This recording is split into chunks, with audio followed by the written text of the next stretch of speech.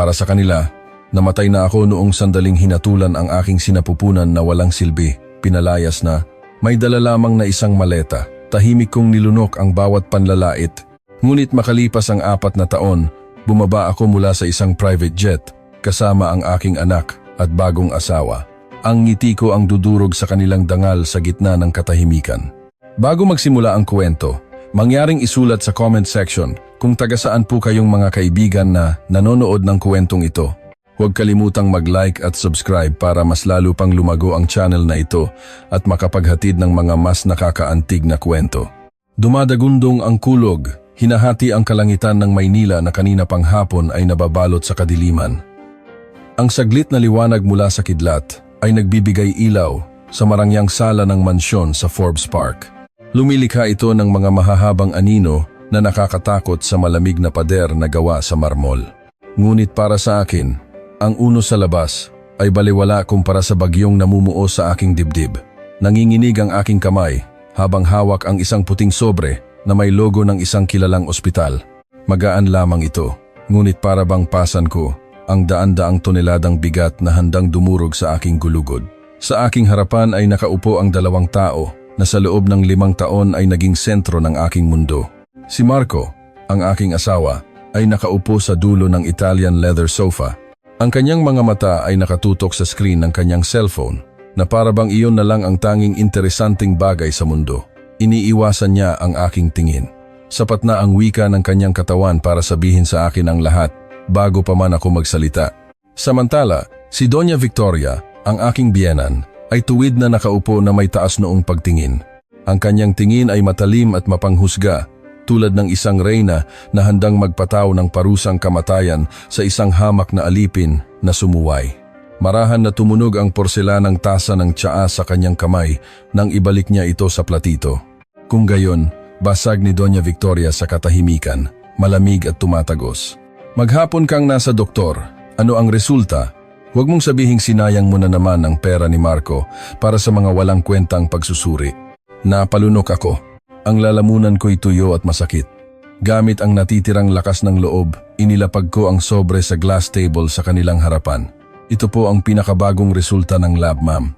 Ipinaliwanag na po ng espesyalista ang lahat ng detalyado kanina. Sinunggaban ni Doña Victoria ang sobre. Punit niya ang selyo ng walang pasensya, inilabas ang mga papel na puno ng mga terminong medikal. Mabilis na sinuyod ng kanyang mga mata ang bawat linya. Bawat segundong lumipas, nakita ko ang pagbabago sa kanyang mukha. Hindi lungkot, hindi simpatya, kundi isang nag-aalab na galit. Namula ang kanyang mukha, lumitaw ang mga ugat sa kanyang leeg. Ano ito? Sigaw niya sabay hagis ng mga papel sa aking mukha. Nagkalat ang mga ito sa hangin bago bumagsak sa sahig, na para bang tinatawanan ang aking kapalaran. Incompetent cervix, hirap magbuntis. Kung gayon, hindi pala dahil sa kulang sa pagsisikap si Marco, kundi dahil ikaw ang isang depektibong gamit. Ang mga salitang iyon ay tumusok sa aking puso. Depektibong gamit. Ganoon niya tinawag ang manugang na naglingkod sa kanya sa loob ng 5 taon. Sinubukan kong pigilan ang mga luhang nagbabadyang tumulo. Sabi ng doktor, maliit ang posibilidad, ma'am, pero may pag-asa pa raw kung susubukan natin ang IVF o... Tumahimik ka, putol ni Doña Victoria. Ang kanyang boses ay mas matinis pa sa rumaragasang ulan sa labas. Tumayo siya, tinuro ang aking mukha gamit ang kanyang daliring may malaking diamanteng singsing. Ang lahi ng mga De Villa ay hindi maaaring maputol. Ang dugong bughaw ng aming pamilya ay kailangang maipagpatuloy at dapat manggaling sa isang mahusay na binhi, hindi sa isang babaeng may kapansanan na tulad mo. Sa tingin mo ba maghihintay kami sa isang himalang hindi tiyak? Akala mo ba ang pera namin ay para lang tustusan ang iyong mga kabiguan? Bumaling ako kay Marco, umaasa sa kahit kaunting pagtatanggol. Marco, mahina akong tawag. Marco, magsabi ka naman ng kahit ano. Pinag-usapan natin to, di ba? Nangako tayong haharapin natin ito ng magkasama, anuman ang resulta. Sa wakas ay itinaas ni Marco ang kanyang mukha. Ngunit ang tingin na natanggap ko ay hindi ang tingin ng pag-ibig na ibinigay niya noong inalok niya ako ng kasal. Ito ay isang tingin na blanko, duwag at walang magawa. Sumulyap siya sa kanyang ina, pagkatapos ay muling yumuko at tumingin sa mamahaling carpet sa ilalim ng kanyang mga paa. Patawad, Clara, bulong ni Marco. Ang kanyang boses ay halos hindi marinig. Tama si Mama. Ako ang nag-iisang anak. Ang tanging tagapagmana. Hindi ko kaya kung wala akong anak. Pero Marco, pwede naman tayong mag-ampon o... Tama na, sigaw muli ni Doña Victoria. Umikot siya sa mesa at tumayo sa aking harapan. Walang pag-aampon. Dugo at laman ang lahat sa pamilyang ito. At dahil hindi mo iyon maibigay, tapos na ang silbi mo sa bahay na ito. Nanikip ang aking paghinga. Anong ibig ninyong sabihin, ma'am? Ngayong gabi rin, lumayas ka rito. Utos niya. Ganap at walang pag-aalinlangan. Nanlaki ang aking mga mata. Ngayong gabi? Pero ma'am, bumabagyo sa labas. 10:00 na ng gabi. Saan ako pupunta? Hindi ko na problema yan, sagot ni Doña Victoria sa isang nakakapangilabot na tono. Dalhin mo ang mga gamit mo. Tanging ang mga dinala mo noong dumating ka rito. Huwag kang maglakas loob na magdala ng kahit isang alahas o damit na binili ni Marco. Pag-aari, yan ng aming pamilya. Dumating kang mahirap, umalis ka rin dapat na alam ang iyong lugar. Tumingin akong muli kay Marco. Nagmamakaawa gamit ang aking mga mata. Marco, mananahimik ka na lang ba? Hahayaan mong palayasin ang asawa mo sa gitna ng gabi? Huminga ng malalim si Marco, pagkatapos ay tumayo at tumalikod sa akin. Umalis ka na, Clara. Huwag ka nang gumawa ng gulo. Buo na ang desisyon ni Mama. Aasikasuhin ko ang papeles ng diborsyo bukas. Tatawagan ka ng abogado ng pamilya. Gumuho ang aking mundo. Mas masakit pa ito kaysa sa hatol ng doktor kaninang tanghali. Ang lalaking pinagkatiwalaan ko ng aking buhay, ang lalaking nangako sa harap ng altar na poprotektahan ako, ngayon ay isang sunod-sunurang manika lamang ng kanyang ina. Ang sakit ay unti-unting napalitan ng pamamanhid. Naintindihan kong wala nang silbing magmakaawa sa mga bato. Ang natitira kong dignidad ay nagbabawal sa aking lumuhod sa kanilang paanan. Walang imik, tumalikod ako at naglakad patungo sa guest room dahil isang buwan na rin kaming pinaghiwalay ng tulog ni Marco. Kinuha ko ang isang luma at canvas na bag na nakatago sa ilalim ng aparador. Gamit ang nanginginig na kamay, inilagay ko ang ilang pirasong t-shirt, pantalon at mga gamit sa banyo. Tiningnan ko ang mga damit pang pista na maayos na nakasabit, ang mga branded na bag, ang mga sapatos na may mataas na takong. Lahat ng iyon ay parang basura na ngayon. Walang halaga ang karangyaan kung ang kapalit ay ang pagyurak sa iyong pagkatao araw-araw. Isinara ko ang zipper ng bag. Ito lang. 5 taon ng aking kasal, nagkasya sa isang maliit na bag. Pagbaba ko sa sala, wala na si Marco. Tiyak na tumakbo na siya sa kanyang silid, nagtatago sa likod ng kanyang mamahaling kumot. Si Doña Victoria na lamang ang naroon, nakatayo at binabantayan ang bawat galaw ko na parang isang guwardiya sa bilangguan. Tinitiyak na wala akong nanakawing kahit isang kutsarang pilak o florera. Ang susi ng kotse, hiningi niya, inilahad ang kanyang kamay. Kinapa ko ang aking bulsa, inilabas ang susi ng kotseng ginagamit ko at inilapag sa mesa. Mabuti. Ngayon, lumabas ka na. Sisiguraduhin ng guwardiya na wala ka ng ibang dala pagtataboy niya. Naglakad ako patungo sa malaki at mabigat na pangunahing pinto. Nang ito'y bumukas, isang malakas na hangin ang sumampal sa aking mukha. Dala ang malamig na patak ng ulan. Hindi na ako lumingon, hindi na ako nagpaalam. Sa guardhouse malapit sa gate, si Mang Jun, ang matandang guwardiya na ilang dekada nang nagtatrabaho rito, ay gulat na napatingin sa akin. Nakita niya akong naglalakad sa gitna ng ulan ng walang payong, yakap-yakap lamang ang aking bag. Ma'am Clara, gulat niyang sigaw. Dali-dali siyang lumabas na may dalang malaking payong. Ma'am, saan po kayo pupunta? Ang lakas ng ulan, ma'am. Nasaan si Sir Marco? Ang driwa. Umiling lang ako. Nagsimula ng basain ng ulan ang aking buhok at mukha. Itinatago ang mga luhang sa wakas ay bumuhos. Hindi na po ako dito nakatira, Mang Jun. Salamat po sa tulong ninyo sa lahat ng panahon. Pero ma'am, pinalayas po kayo? Nag-aalangan si Mang Jun. Tumingin siya sa malaking mansyon. Pagkatapos ay bumalik ang tingin sa akin na may awa. Gusto niyang tumulong, alam ko. Pero takot din siyang mawalan ng trabaho. Ang pagtulong sa akin ay nangangahulugang paglaban kay Doña Victoria. Okay lang po, Mang. Pumasok na po kayo. Baka po kayo magkasakit, sabi ko. Pinipilit ngumiti na tiyak na mukhang kaawa-awa. Ma'am, heto po. Dalhin niyo na po itong payong, pilit niya. Inaabot ang itim na payong. Salamat po, Mang. Humakbang ako palabas ng mataas na gate na nagkulong sa akin sa loob ng mahabang panahon. Automatikong nagsara ang bakal na gate sa aking likuran na may malakas na kalabog. Nakatayo ako sa bangketa ng Forbes Park na tahimik. Walang tigil ang buhos ng ulan, kumikidlat. Nagbibigay liwanag sa mga kalyeng walang tao. Nag-iisa ako, walang asawa, walang tahanan, walang patutunguhan. Ngunit, sa gitna ng lamig na tumatagos sa buto, may isang munting pakiramdam ng ginhawa sa sulok ng aking puso. Ang kulungang ginto ay nagsara na. Malaya na ako. Kahit na ang kalayaang ito ay nakakatakot, kinaladkad ko ang aking mga paa palayo sa bahay na minsan kong tinawag na impyerno, patungo sa kadiliman ng gabing walang katiyakan. 2 linggo ang lumipas mula ng gabing iyon.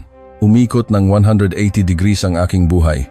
Inihagis ako mula sa malambot na kama na may saping sutla, patungo sa isang manipis na kutsyon sa isang kwartong paupahan na may sukat na 3 by 3 metro. Ang bago kong tirahan ay nasa isang masikip na eskinita sa Quezon City, isang konkretong labirinto kung saan kahit ang sikat ng araw ay kailangang makipaglaban para makapasok. Iba ang hangin dito. Kung sa Forbes Park ay amoy aromatherapy at sentralisadong aircon, dito ay makapal, mainit at maalinsangan.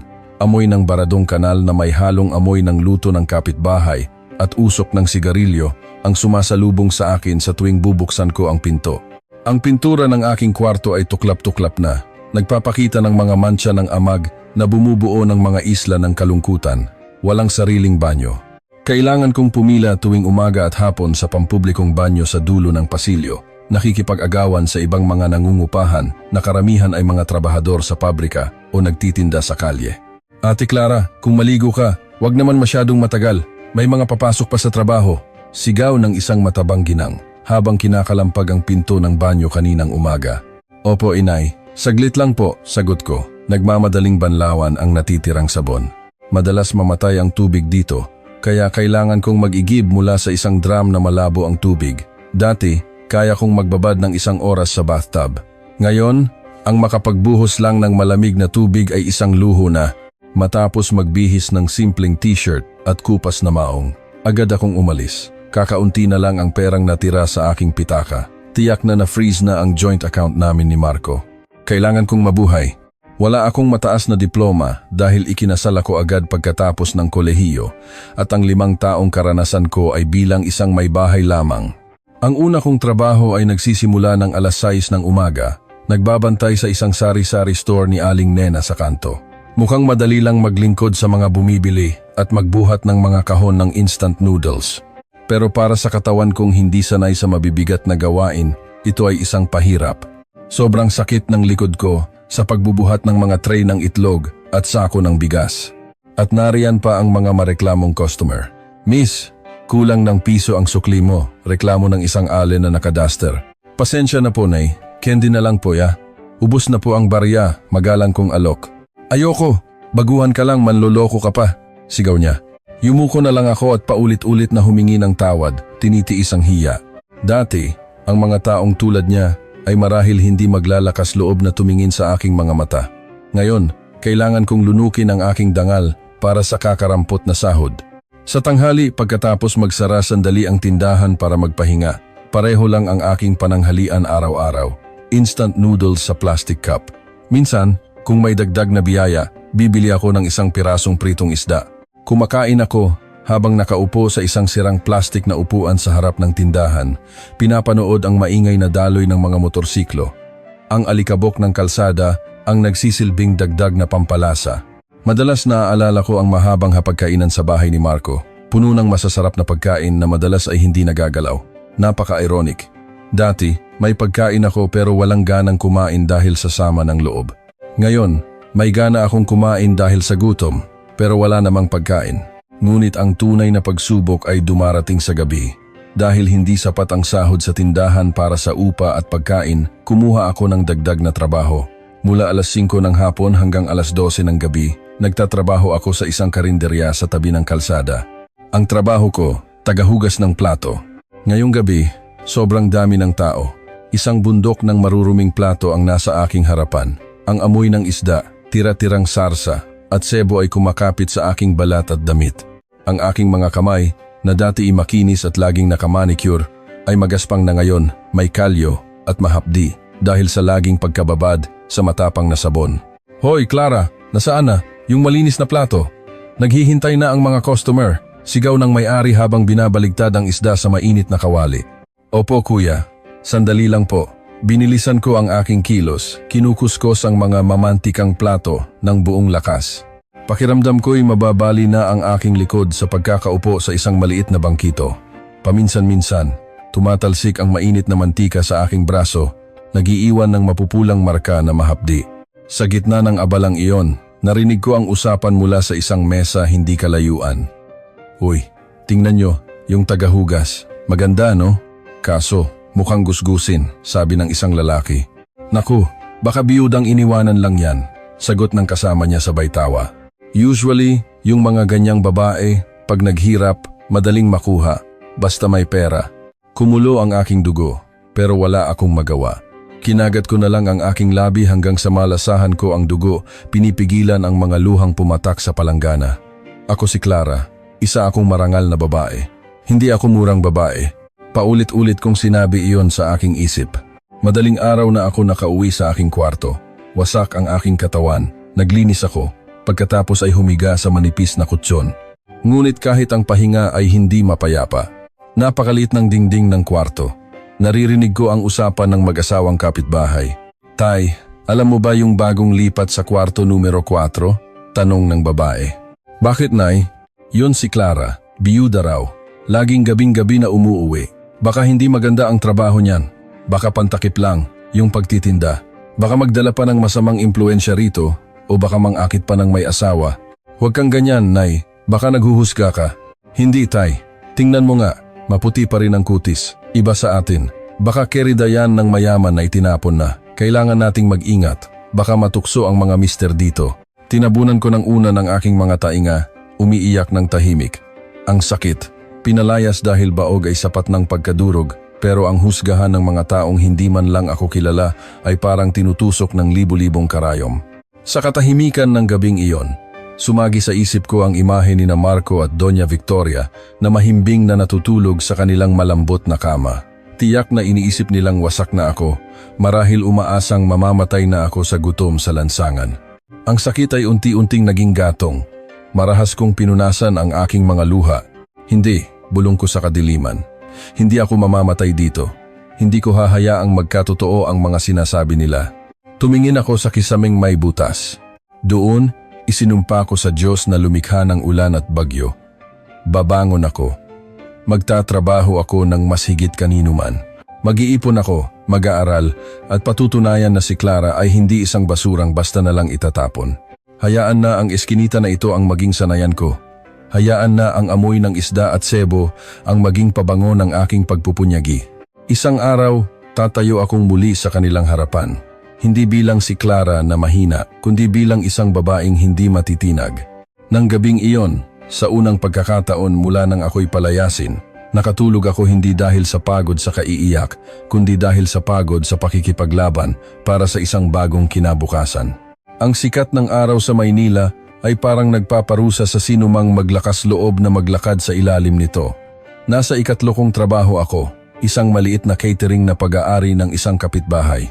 Ang gawain ko, maghatid ng mga packed lunch sa mga gusali ng opisina tuwing tanghalian. Namamanhid ang aking mga kamay. Sa kanan at kaliwa, bitbit ko ang dalawang malalaking plastic bag na naglalaman ng tig-10 lunchbox. Ang amoy ng usok ng sasakyan, na may halong amoy ng sili, mula sa mga kahon ay nagpapasuka sa akin, hindi dahil sa gutom, kundi sa sobrang pagod. Pumasok ako sa lobby ng isang malaking gusali sa Makati. Ang makintab na sahig ay sumasalamin sa aking gusgusing anyo. Ang malamig na aircon ay dumampi sa aking balat, na nagdulot ng hindi komportableng panginginig. Sa paligid ko, mga babaeng propesyonal na naglalakad ng may matataas na takong. Ang amoy ng kanilang mamahaling pabango ay naiiwan sa hangin. Dati, bahagi ako ng kanilang mundo. Madalas akong pumunta sa mga ganitong gusali para dalawin si Marco. Ngayon, naghahatid ako ng pagkain sa mga styrofoam box. Bumalik ang pakiramdam ng pagiging mababa. Yumuko ako, sinusubukang itago ang aking mukha. Naglakad ako ng mabilis patungo sa service elevator sa likod. Ngunit dahil sa pagmamadali at medyo malabong paningin dahil sa puyat, hindi ko nakita ang isang taong kalalabas lang mula sa isang pasilyo. Plug.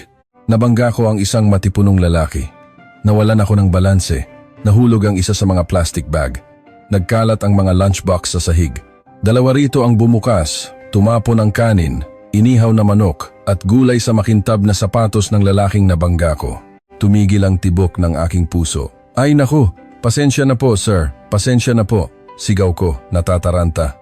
Agad akong umupo at pinulot ang mga nagkalat na pagkain gamit ang aking mga kamay, hindi alintana kung gaano ito kadumi.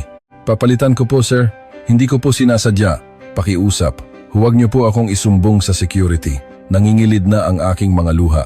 Ang sahod ko ngayong araw ay tiyak na mapupunta lang sa pagbabayad dito. Tama na Hija, tumayo ka. Huwag mong pulutin gamit ang kamay mo, sabi ng lalaki. Ang kanyang boses ay malalim at may autoridad, ngunit malumanay. Isang kamay ang inilahad sa akin, kamay na may suot na gintong relo, ngunit may mga guhit ng pagtatrabaho. Dahan-dahan akong tumingala, takot na makita ang isang galit na mukha. Ngunit ang nakita ko ay isang matandang mukha na may suot na sombrero. Nanliit ang kanyang mga mata, tinitingnan ako ng mabuti. Clara, sabi niya nang may pag-aalinlangan. Natigilan ako. Sino ang makakakilala sa akin sa ganitong kaawa-awang kalagayan? Pinunasan ko ang aking pawis at dumi sa pisngi, sinusubukang alalahanin ang mukha niya. Naalala ko ang aking kabataan sa isang simpleng probinsya bago mamatay ang aking mga magulang. Don Ricardo Cruz po ba? Tanong ko, hindi makapaniwala. Diyos ko, Clara Santiago. Ikaw nga, anak ni anhing kumparing Suryo. Agad akong hinila ni Don Ricardo patayo. Hindi niya pinansin ang kanyang sapatos na nadumihan. Tiningnan niya ako mula ulo hanggang paa at nakita ko ang lungkot sa kanyang mukha nang makita ang aking kalagayan. Anak, anong nangyari sa'yo?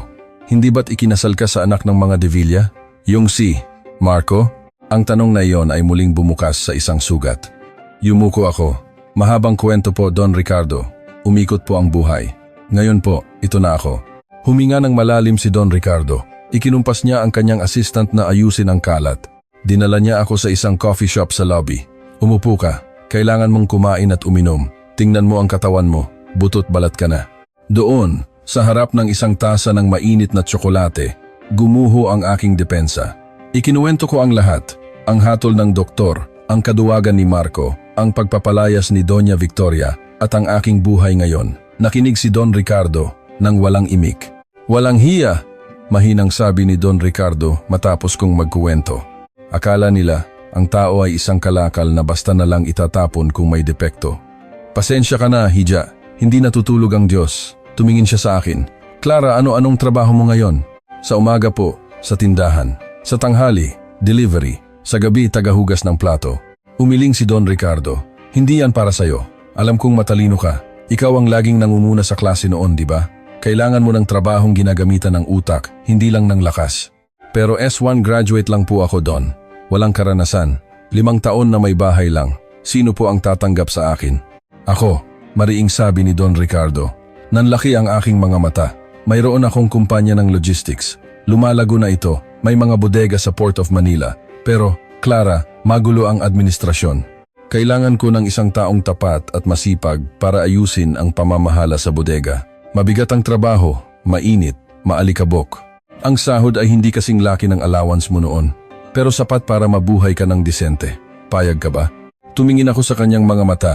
Nakita ko ang isang alok ng pagkakataon, hindi ng awa. Opo, Don Ricardo. Payag po ako. Sabi ko nang walang pag-aalinlangan. Hindi po ako takot sa init o alikabok. Takot po akong maging mahirap at yurakan muli. Ngumiti si Don Ricardo. Mabuti, yan ang anak ni Suryo. Bukas, pumunta ka sa address na ito. Magsimula na ang tunay mong laban. Paglabas ko ng gusali, tirik pa rin ang araw. Ngunit ang puso ko'y payapa. Sa aking bulsa, naroon ang calling card Cruise Logistics at isang supot ng pera na ipinilit ni Don Ricardo para makabili ako ng maayos na damit. Nang araw na iyon, isinumpa ko na hindi ko bibiguin si Don Ricardo. Gagawin kong gintong minahan ang maalikabok na bodega na iyon. Ang Port of Manila ay hindi para sa mga mahihina ang loob. Sa unang araw ko, sinalubong ako ng ingay ng mga truck, busina, alikabok at sigawan ng mga kargador. Wow, miss! Anong ginagawa mo rito? Sa kabilang direksyon ng mall, sabi ng isang super na may tattoo ng dragon. Ikinatuwid ko ang aking likod at tiningnan siya. Excuse me po, ako po ang bagong admin staff ni Don Ricardo. Kung nakaharang po yung truck ninyo, kukunin ko ang plaka at ire-report ko para maputol ang kontrata ninyo. Natahimik ang super. Hindi ako pumunta rito para makipagkaibigan. Pumunta ako para magtrabaho. Ang aking opisina ay isang maliit na kwartong salamin sa sulok ng bodega. Magulo ito noong una kong pasukin. Ang mga unang buwan ay impyerno. Kailangan kong aralin ang mga terminolohiya sa logistics. Gabi-gabi, pag-uwi, nag-aaral ako sa internet. Nagsimulang magbunga ang aking pagsisikap. Sa loob ng 3 buwan, natuklasan ko ang isang katiwalian sa paggamit ng gasolina ng mga truck. Ipinakita ko ang ebidensya kay Don Ricardo. Tinanggal ang mandurugas na foreman at mas lalo akong pinagkatiwalaan ni Don Ricardo. Magaling ka, Clara, puri niya isang hapon. Malinis na ang bodega, nasa oras ang mga delivery. Hindi ako nagkamali sa'yo. Simula pa lang po ito, Don, sabi ko. May nakikita po akong ibang oportunidad, hanggang Luzon lang po tayo. Pero malaki ang demand sa Visayas at Mindanao. Kung makakabukas tayo ng ruta doon, triple po ang kikitain natin. Nag-aalangan si Don Ricardo. Malaki ang panganib, Clara. Nagsaliksik na po ako. Pwede tayong makipag-partner sa mga barko. Kumuha rin po tayo ng insurance. Bigyan niyo po ako ng isang trial project papuntang Cebu. Kung mabigo, kaltasan niyo po ang sahod ko ng 1 taon. Tumawa si Don Ricardo. Ang tapang mo, parang ako noong bata pa. Sige, gawin mo. Suportado kita. Naging matagumpay ang proyekto. Mula noon, nakilala ang pangalan ko sa Pierre, si Ma'am Clara ng Cruise Logistics. Ngunit hindi ako nakontento. Naalala ko ang panlalait ni Doña Victoria. Kailangan kong magkaroon ng sarili kong pinansyal na kuta. Sa mga oras ng pahinga, nag-aral ako tungkol sa stock market. Inilaan ko ang 70% ng aking sahod na malaki na ngayon para mamuhunan sa mga blue chip companies. 2 taon ang mabilis na lumipas.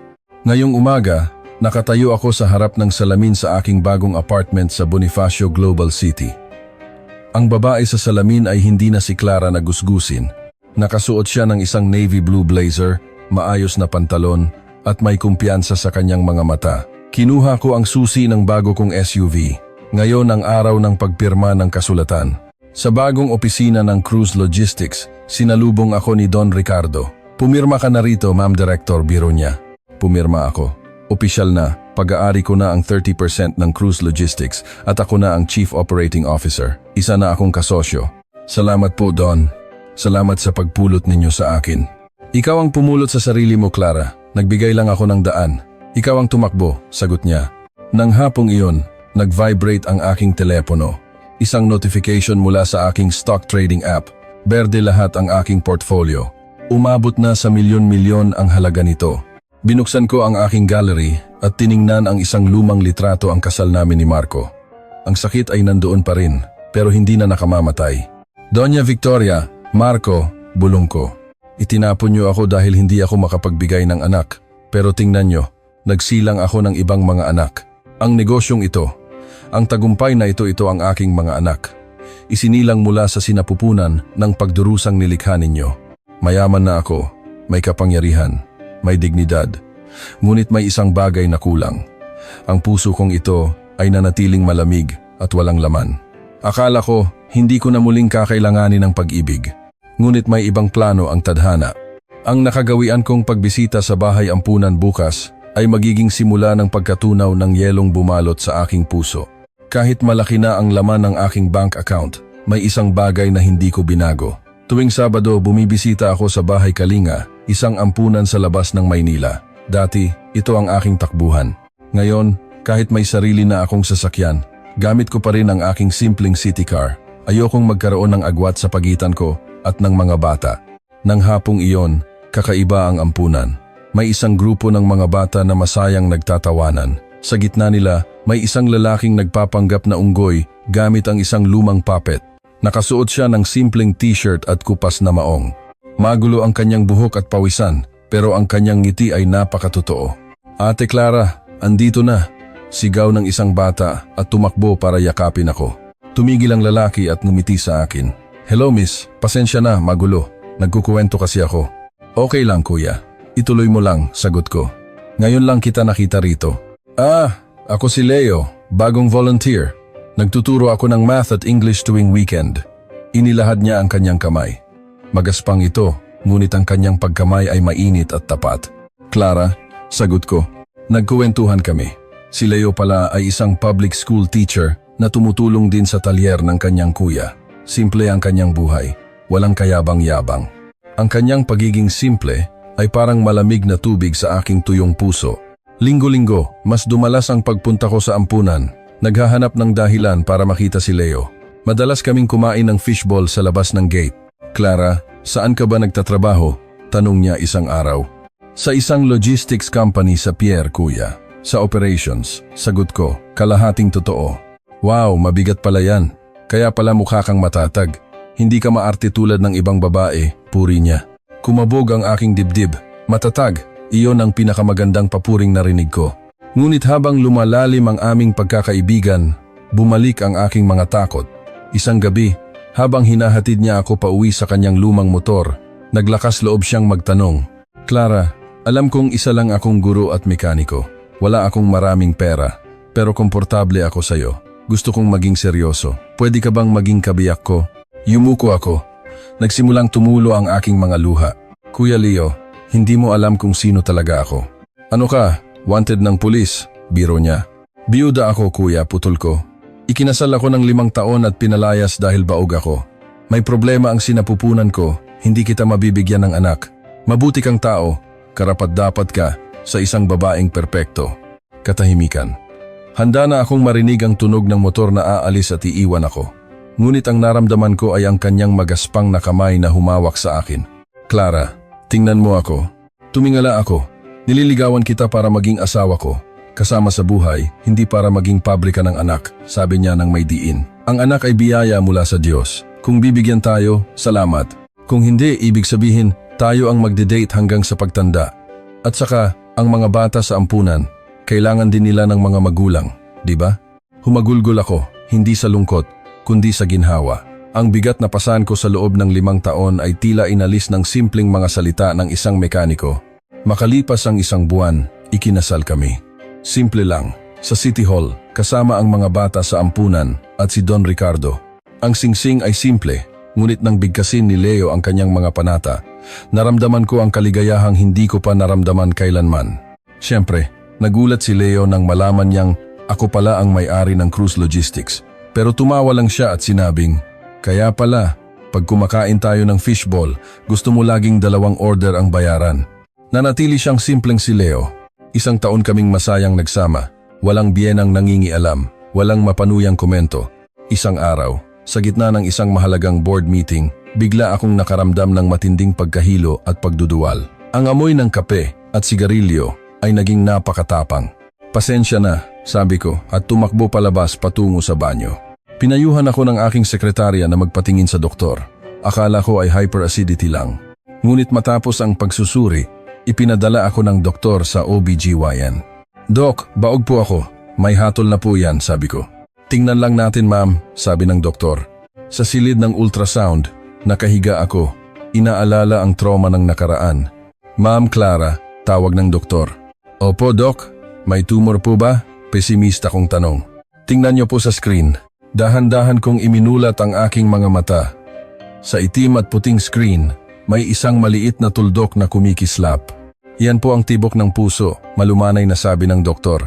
8 linggo na po. Buntis po kayo ma'am. Malusog ang bata. Huminto ang aking mundo. Ano po dok? Baka nagkamali kayo ng pasyente. Tumawa ang doktor. Hindi po ma'am. Ito po ang sinapupunan ninyo. Isang himala po ito. Siguro dahil hindi na kayo stressed ngayon. Naging balanse ang inyong hormones. Lumabas ako ng ospital na parang lumulutang. Nang makauwi, nakita ko si Leo na nagdidilig ng halaman.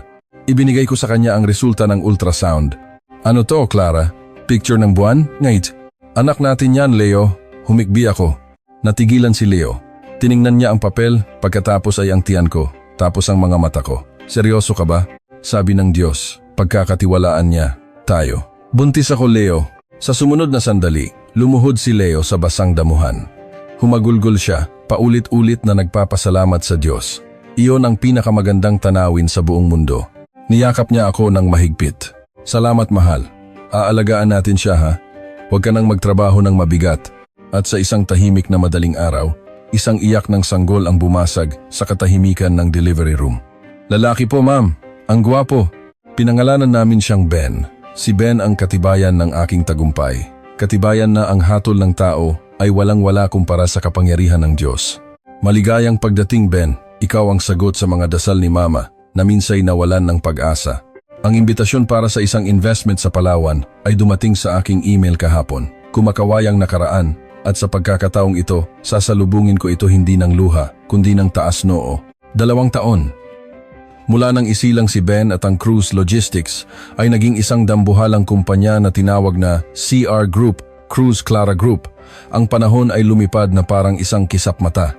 Ngayong umaga, habang tinitingnan ko ang mga ulat sa aking opisina sa ika-18 palapag ng bagong gusali ng CR Group sa Kuningan, may kumatok. Pumasok ang aking sekretarya na si Rina. May dalang isang malaking sobre na kulay pula at gawa sa pelus. May gintong selyo ito ang logo ng De Villa Hospitality. Tumibok ang aking puso, hindi sa takot, kundi sa pag-asam. Binuksan ko ito. Ikinagagalak naming imbitahan kayo bilang panauhing pandangal at pangunahing investor sa grand opening ng The Heritage Palawan Resort. Sa likod ng magagandang salita, naaamoy ko ang desperasyon. Ayon sa mga ulat, palubog na ang imperyo ng mga De Villa. Ang magastos na pamumuhay ni Marco at ang mga maling desisyon sa negosyo ay unti-unting umubos sa kanilang yaman. Ang resort na ito ang kanilang huling baraha. Kung hindi sila makakakuha ng pondo, sasamsamin ng bangko ang lahat. Sumandal ako sa aking upuan. Dati, nanginginig ako sa kanilang mga yapak. Ngayon, ang kanilang kapalaran ay nasa dulo ng aking panulat. Pwede kong punitin ang imbitasyong ito at hayaan silang malugi. Pero hindi ba't masyadong madali iyon? Nag-vibrate ang aking telepono. Isang mensahe mula kay Leo. Mahal, nasabi na ni Ben ang papa ng malinaw. Huwag kalimutan ang lunch ha, ma'am boss. Love you. Napangiti ako. Mayroon akong Leo, mayroon akong Ben. Mayroon akong tunay na kaligayahan. Tinawag ko si Rina. Rina, kumpirmahin mo ang pagdalo natin sa Palawan. Ihanda mo ang private jet. Mag-book ka ng pinakamagandang villa sa ibang resort. Ayokong tumuloy sa hotel nila. At isa pa, siguraduhin mong ang pangalan ko sa listahan ay kinatawan ng CR Group lang. Huwag ilagay ang buo kong pangalan. Nagulat si Rina pero tumango. Tumawag ka sa designer ko. Kailangan ko ng isang modern Filipiniana gown. Kulay navy blue, ang kulay ng ating kumpanya. Ang disenyo, isang ibong Adarna, ang ibong bumabangon mula sa abo. Pupunta ako, hindi para iligtas sila, kundi para isara ang aklat ng nakaraan sa pinakaeleganteng paraan. Gusto kong makita nila kung ano ang kanilang itinapon. Biyernes ng hapon sa isang private hangar, karga ni Leo si Ben. Clara, sigurado ka ba rito? Tanong niya, nag-aalala. Hinawakan ko ang kanyang kamay. Hindi ako magsisinungaling, Leo. May takot. Pero kailangan ko, Kailangan kong tumayo sa harap nila, tingnan sila sa mata, at patunayan sa sarili ko na wala na silang kapangyarihan sa akin. Hindi ito paghihiganti. Ito ay pagpapatunay sa sarili. Ngumiti siya. Suportado kita 100%. Pag may ginawa silang masama, tandaan mo, ang asawa mo ay dating champion sa arnis sa barangay. Natawa ako. Nang gabing iyon sa Palawan, naglaro kami ni Ben sa buhanginan. Hinayaan kong pakalmahin ng mga alon ang aking nerbiyos. Bukas ang araw ng paghuhukom. Sabado ng gabi. Ang The Heritage Palawan Resort ay puno ng kinang at pagpapanggap. Alam kong ginastos ni na Marco at Doña Victoria ang kanilang huling pera para sa gabing ito. Sa aking silid, tiningnan ko ang aking reflection. Ang babae sa salamin ay hindi na si Clara na yumuyuko sa takot. Nakasuot ako ng isang navy blue na modern Filipiniana gown. Ang disenyo ng ibong Adarna ay nakaburda sa aking likod. Simple lang ang aking alahas, isang pares na hikaw na diamante, at ang simple kong gintong singsing pangkasal. Ang singsing na binili ni Leo mula sa kanyang naipon sa talyer. Ito ang pinakamahal kong alahas. Pumasok si Leo, nakasuot ng barong Tagalog. Karga niya si Ben na nakamunting barong din. Wow, bulong ni Leo. Ang asawa ko, isang diwata. Sa halip na sumakay sa kotseng padala ng hotel, isang itim na helicopter ang naghihintay sa amin. Samantala, sa party, nagsisimula ng mataranta ang mga punong abala. Nasaan na ang taga-CR Group? Malapit na ang kasukdulan ng programa, bulong ni Doña Victoria kay Marco. Kalma lang ma, baka na traffic, sagot ni Marco, pinagpapawisan. Sa gitna ng kanilang pag-aalala, isang tunog ng helicopter ang nagsimulang marinig, papalakas ng papalakas. Lahat ng mga bisita ay napatingala. Isang spotlight mula sa helicopter ang tumutok sa helipad sa itaas ng engranding hagdanan. Mga ginoo at ginang, sigaw ng MC. Salubungin natin ang ating VVIP, ang kinatawan mula sa CR Group. Bumukas ang pinto ng helicopter. Bumaba muna si Leo, karga si Ben. Inilahad niya ang kanyang kamay sa loob. At doon, huminga ako ng malalim at lumabas ako, tinatanggap ang kamay ng aking asawa. Mula sa itaas, nakita ko sila. Oras na para sa palabas. Habang pababa ako ng hagdan, parang naglalakad ako sa mga ulap. Sa aking tabi, si Leo at sa kanyang bisig, si Ben, na masayang sumisigaw ng ilaw, ilaw, sa mga kumukutitap na palamuti. Nang malapit na kami, nakita ko ang kanilang mga reaksyon. Si Marco ay natigilan, nabitawan ang kanyang kupita ng alak na bumasag sa sahig. Ang kanyang bibig ay bahagyang nakabukas, ang mga mata ay nakatitig sa akin, pagkatapos ay kay Leo at sa wakas, sa batang karga ni Leo. Ang reaksyon ni Doña Victoria ay mas dramatiko. Ang kanyang mukha ay namutla. Ang kanyang mga mata, na dati puno ng paghamak, ngayon ay nanlalaki sa gulat at pagtanggi. Tumigil ang musika. Nagsimula ang bulungan. Hindi ba't yan yung dating asawa ni Marco? Si Clara? Yung baog daw? Bakit may dala siyang bata? Teka, siya ang taga-CR Group? Cruz Clara. Huminto ako 3 hakbang sa kanilang harapan.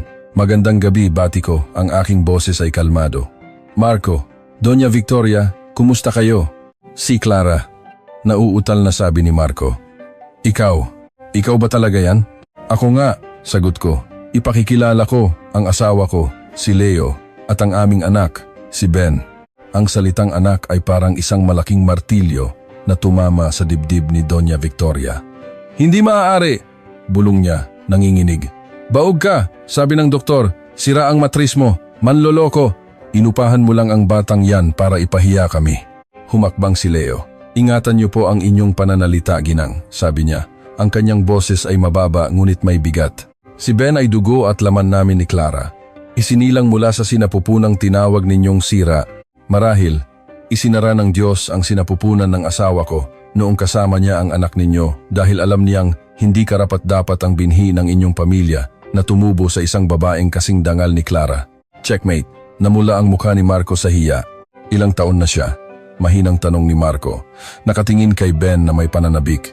2 taon, sagot ko.